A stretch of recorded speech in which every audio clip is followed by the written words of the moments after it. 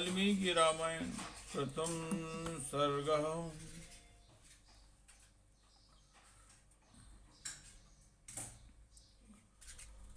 वाचालाश्चु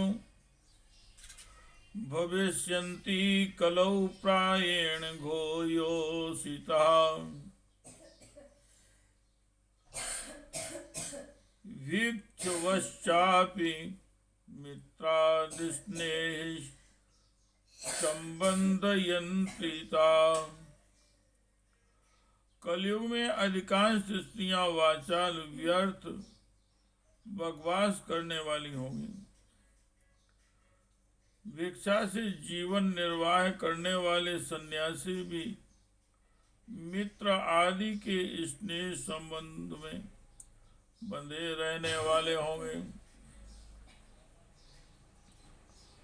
अन्नोपाधि निमित्तेन शिष्यान् वदन्ति लोलुपाः उपाभ्यामपि पाणिभ्यां शिरः कण्डूयनं स्त्रियः कुर्वन्त्यो गृहे भर्तॄणामाज्ञां वेत्स्यन्त्यतन्द्रिताः। वे भोजन के लिए चिंतित होने के कारण लोभवश शिष्यों का संग्रह करेंगे।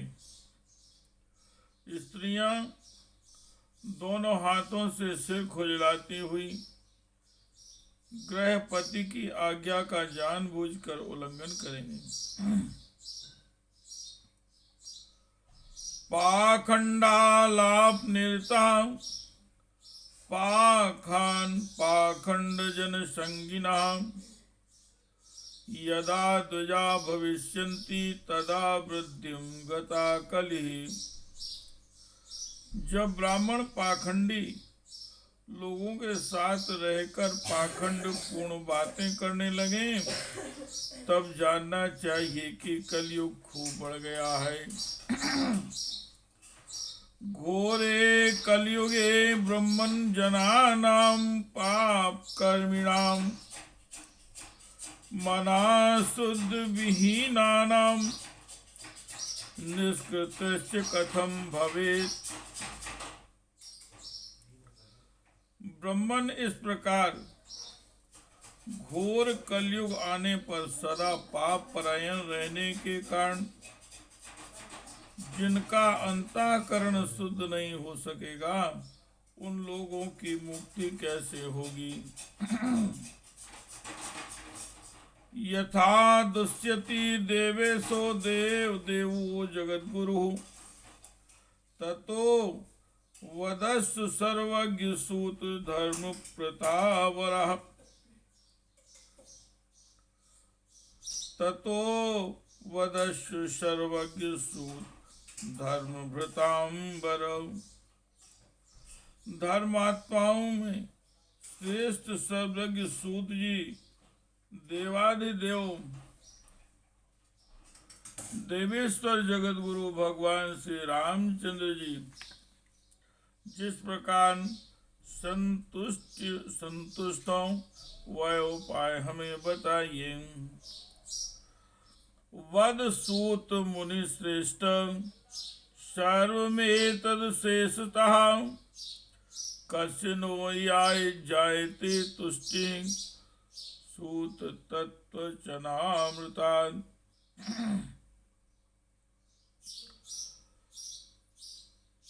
वदसूत मुनि श्रेष्ठ सर्वमेतद् शेषतः कस्य नो जायते तुष्ट्या सूत तद्वचनामृतः। मुनि श्रेष्ठ सूत जी इन सारी बातों पर आप पूर्ण रूप से प्रकाश डालिए। आपके वचनामृत का पान करने से किसको संतोष नहीं होता। ओम श्री सूतवाच।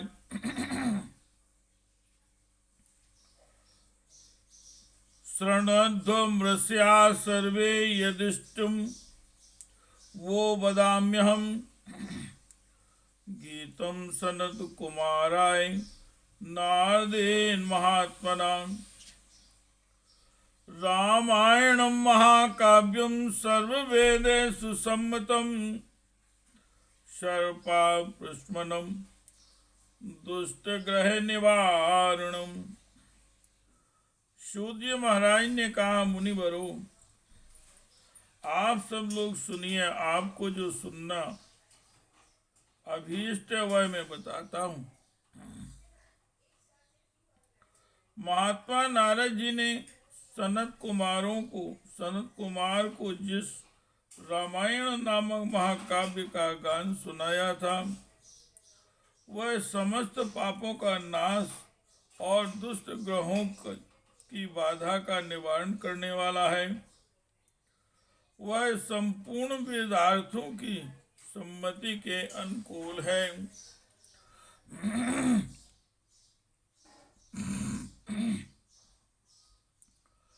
दुख स्वप्न नाशनम संध्यम भुक्ति मुक्ति फलप्रदम रामचंद्र कथोपेतम सर्व कल्याण सिद्धिदम। उससे समस्त दुष्स्वप्नों का नाश हो जाता है। वह धन्यवाद के युक्त तथा भोग और मोक्ष रूप फल प्रदान करने वाला है। उसमें भगवान श्री रामचंद्र जी की लीला कथा का वर्णन है। वह काव्य अपने पाठक और श्रोताओं के लिए समस्त कल्याणमयी सिद्धियों को देने वाला है। धर्मार्थ काम मोक्षाणाम हेतुभूतम महाफलम अपूर्वम पुण्यम फलदम शृणध्वम सुसमाहिता। धर्म, अर्थ, काम और मोक्ष इन चारों पुरुषार्थों का साधक है, महान फल देने वाला है। यह अपूर्व काव्य पुण्यमय फल प्रदान करने की शक्ति रखता है। आप लोग एकाग्र चित्त होकर इसे श्रवण करें। महापातक युक्तो वा सर्वपातक श्रुत्वा तदार्ष दिव्यम ही काव्यम शुद्धिमवाप्नुयात्। रामायणेन वर्तन्ते सुतराम ये जगन्विता ताएव कृत्याश्चु सर्वशास्त्रार्थ कोविदा। महान पातकों अथवा संपूर्ण उपपातकों से युक्त मनुष्य भी उस ऋषि प्रणीत दिव्य काव्य का श्रवण करने से शुद्धि अथवा सिद्धि प्राप्त कर लेता है। संपूर्ण जगत के हित साधन में लगे रहने से मनुष्य सदा रामायण के अनुसार बर्ताव करते हैं। वे ही संपूर्ण शास्त्रों के मर्म को समझने वाले और कृतार्थ हैं। धर्मार्थ काम मोक्षाणाम साधनम चादुजतुमाम श्रोतव्यम चा सदा भक्त्या रामायण परामृतम। विप्रवरो, रामायण धर्म, अर्थ, काम और मोक्ष का साधन तथा परम अमृत रूप है। अतः सदा भक्ति भाव से उसका श्रवण करना चाहिए। पुरार्जितानि पापानि नाशमायान्ति यस्य वै रामायणे महापीतस्तस्य वैभवति ध्रुवम्। जिस मनुष्य के पूर्व जन्मों में जिस मनुष्यों के पूर्व जन्मों पराजित सारे पाप नष्ट हो जाते हैं, उसी का रामायण के प्रति अधिक प्रेम होता है। यह निश्चित बात है। रामायणे वर्तमाने पापासे नियंत्रिता अनादित्य सद्गाथा शक्ति बुद्धि प्रवर्तते। जो पाप के बंधन में पकड़ा जकड़ा हुआ है, वह रामायण की कथा आरंभ होने पर उसकी अवहेलना करके दूसरी निम्न कोटि की बातों में फंस जाता है। उन सद्गाथाओं में अपनी बुद्धि के आसक्त होने के कारण वह तदनुरूप ही बर्ताव करने लगता है। रामायणम नाम परम तु काव्यम सुपुण्यदम वै शृणुतु द्विजेन्द्राः यस्मिन् सुते जन्म जरा दिनासो भवति दोषासा नरो अच्युता स्यात्। इसलिए द्विजेंद्र गण आप लोग रामायण नामक परम पुण्यदायक उत्तम काव्य का श्रवण करें, जिसके सुनने से जन्म जरा और मृत्यु के भय का नाश हो जाता है तथा श्रवण करने वाला मनुष्य पाप दोष से रहित अच्युत स्वरूप हो जाता है। वरम वरेण्यम वरदम तु काव्यम संतार्यत्या शुचा सर्वलोकम संकल्पितार्थ प्रदमादि काव्यम सत्वाचारामस्य पदम प्रयाति। रामायण काव्य अत्यंत उत्तम, वर्णीय और मनोवांछित वर देने वाला है। वह उसका पाठ और श्रवण करने वाले समस्त जगत को शीघ्र ही संसार सागर से पार कर देता है। उस आदि काव्य को सुनकर मनुष्य श्री रामचंद्र जी के परम पद को प्राप्त कर लेता है।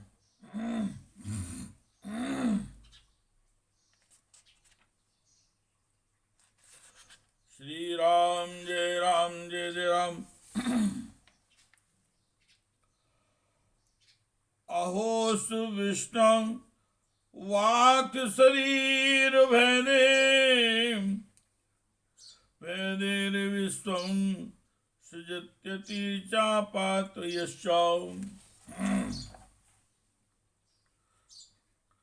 तमादिदेवं परमं वरेण्यं माधाय तेन चेतस्योपयाति मुक्तिम। जो ब्रह्म रुद्र और विष्णु नामक भिन्न भिन्न रूप से धारण करके विश्व की सृष्टि संहार और पालन करते हैं, उन आदिदेव परमोत्कृष्ट परमात्मा श्री रामचंद्र जी को अपने हृदय मंदिर में स्थापित करके मनुष्य मोक्ष का भागी होता है। यो नाम जात्यादि विकल्पहीनः परावराणां परमा परास्याति वेदांत वेद्या स्वरूचा प्रकाशः सा वीक्षिते सर्व पुराण वैदेह। जो नाम तथा जाति आदि विकल्पों से रहित कारण से परे सर्वोत्कृष्ट वेदांत शास्त्र के द्वारा जानने योग्य एवं अपने ही प्रकाश से प्रकाशित होने वाला परमात्मा है, उसका समस्त वेदों और पुराणों के द्वारा साक्षात्कार होता है। इस रामायण के अनुशीलन से भी उसी की प्राप्ति होती है। ऊर्जे माघे स्थिते पक्षे चैत्रे चादुज सप्तमाम नवाह्वां खलु श्रोतव्यं रामायण कथामृतम्। विप्रवरो, कार्तिक माघ और चैत्र मास के शुक्ल पक्ष में 9 दिनों में रामायण की अमृतमयी कथा का श्रवण करना चाहिए। इत्येवं शृण्वाद वस्तु श्रीरामचरितं शुभम्। सर्वान् कामान् वाप्नोति पत्रामुत्तमोत्तमान्। जो इस प्रकार भगवान श्री रामचंद्र जी के मंगलमय चरित्र का श्रवण करता है वह इस लोक और परलोक में भी अपनी समस्त उत्तम कामनाओं को प्राप्त कर लेता है। त्रिसप्तकुल संयुक्तां सर्वपाप विवर्जितां प्रयाति राम भवनम यत्र गत्वा न सोचते। वह सब पापों से मुक्त हो अपनी 21 पीढ़ियों के साथ भगवान श्री रामचंद्र जी के उस परम धाम में चला जाता है जहां जाकर मनुष्य को कभी शोक नहीं करना पड़ता है। चैत्रे माघे कार्तिके च शीते पक्षे च पाच्ये नवाहस्सु महापुण्यम श्रोतव्यम च प्रयत्नतः। चैत्र माघ और कार्तिक के शुक्ल पक्ष में परम पुण्यमय रामायण कथा का नवाह पारायण करना चाहिए तथा 9 दिनों तक उसे प्रयत्न पूर्वक सुनना चाहिए। रामायण आदि काव्यम स्वर मोक्ष प्रदायकम तस्माद् घोरे कलयुगे सर्व धर्म बहिष्कृते नौभिर्दिने स्तोतव्यम रामायण कथामृतम। रामायण आदि काव्य है, यह स्वर्ग और मोक्ष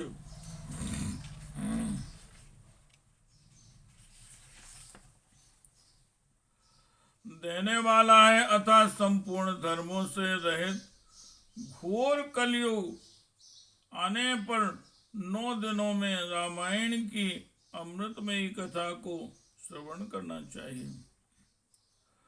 राम नाम पराये तु घोरे कलियुगे द्विजाम ताएव कृतकृत्याश्च नाम कलिर्बाधते हितान। ब्राह्मणों, जो लोग भयंकर कलिकाल में श्री राम नाम का आश्रय लेते हैं वे ही कृतार्थ होते हैं, कलयुग उन्हें बाधा नहीं पहुंचाता। कथा रामायणस्यापि नित्यं भवति यद्गृहे तद्गृहं तीर्थरूपं हि दुष्टानां पापनाशनम। जिस घर में प्रतिदिन रामायण की कथा होती है वह तीर्थ रूप हो जाता है। वहां जाने से दुष्टों के पापों का नाश होता है।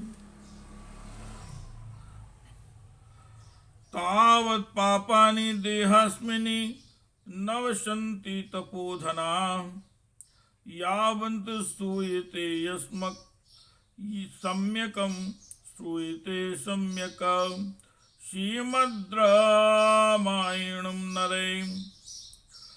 तपोधनु, इस शरीर में तभी तक पाप रहते हैं जब तक मनुष्य श्री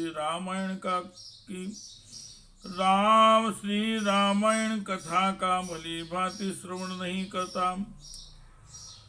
दुर्लभ है वो कथा लोके श्रीमद्रामायणोद्भवा कोटिजन्ममुत्थेन पुण्येनैव तु लभ्यते।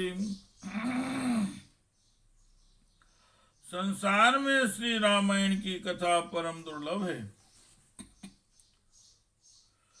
संसार में श्री रामायण की कथा परम दुर्लभ ही है। जब करोड़ों जन्मों के पुण्यों का उदय होता है तभी उसकी प्राप्ति होती है।